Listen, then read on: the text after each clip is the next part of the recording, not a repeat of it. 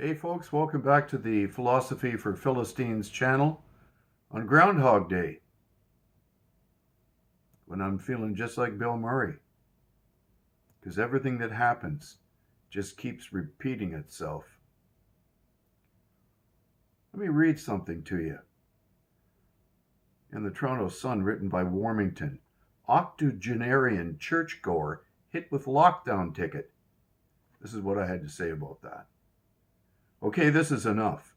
This is completely unacceptable and unconstitutional. We are all going to die. The government cannot keep us safe. It's not their job. It's the government's job to maintain the rule of law. And I might add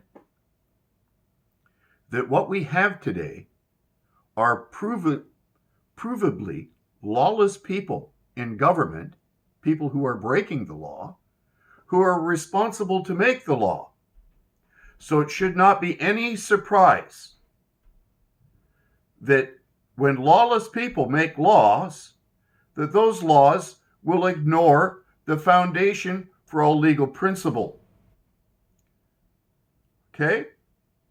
This virus isn't going away. People have a constitutional guarantee to gather and to worship as their conscience dictates.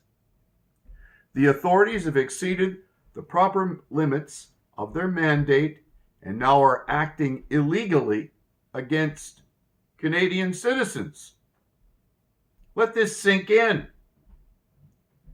To do so against the elderly makes this even more contemptible.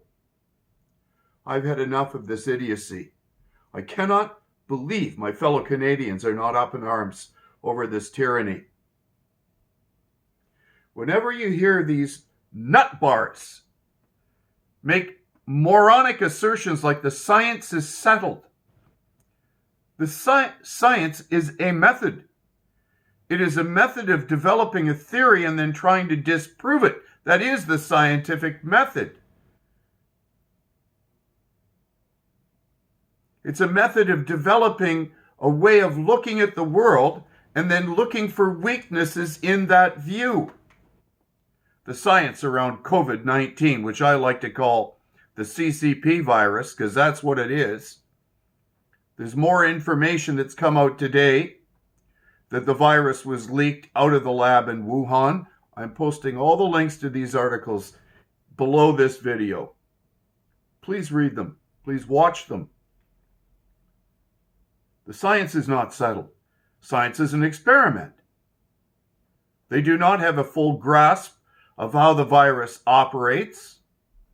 And one thing we do have a grasp of is that we cannot allow a pathogen to destroy our economy.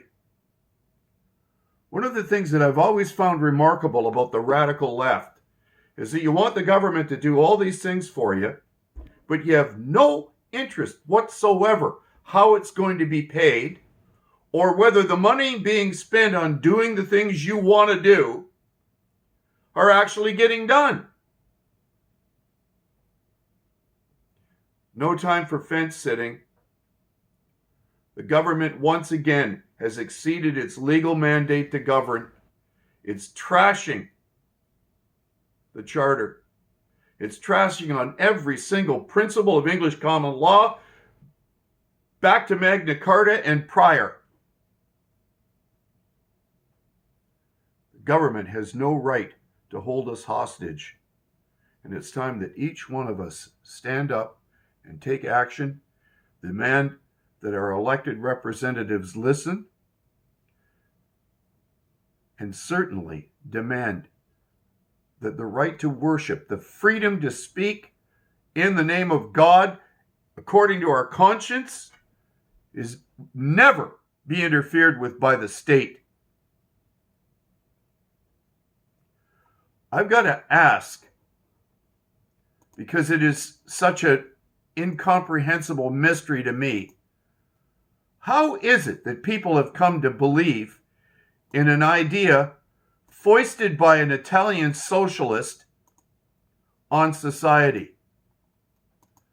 How is it that Gramsci and the Frankfurt School have literally warped the minds of an entire generation when what they believe is absolutely hideous. Let me look up here. Gramsci and the Frankfurt School. Give me a minute here, and I'll read you exactly what's going on.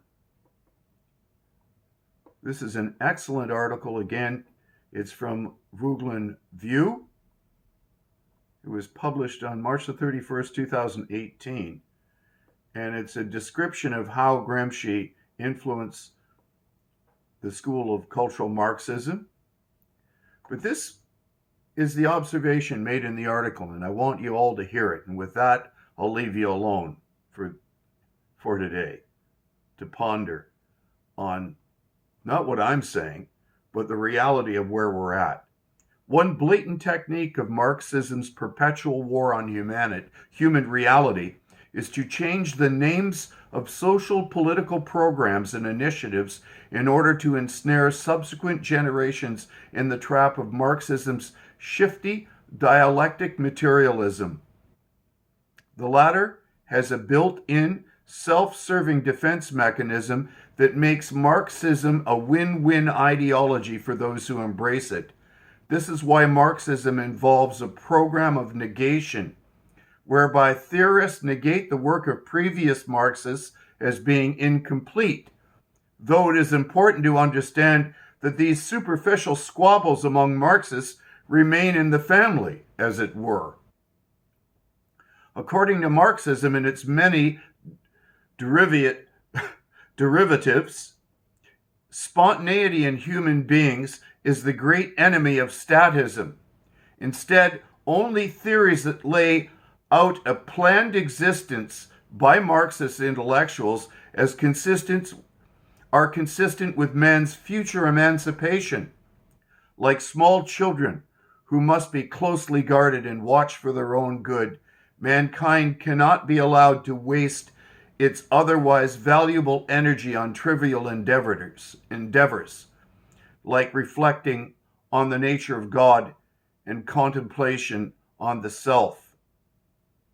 This is where we're at.